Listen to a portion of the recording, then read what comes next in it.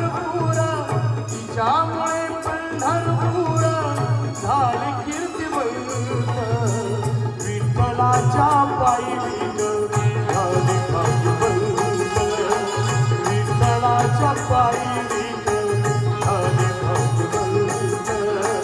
विठ्ठलाच्या पायी विठ्ठल झाले भाग्यवंत विठ्ठलाच्या पायी विठ्ठल झाले भाग्यवंत पाहताच येते गमती पाहताच येते गमती आज सर्व संत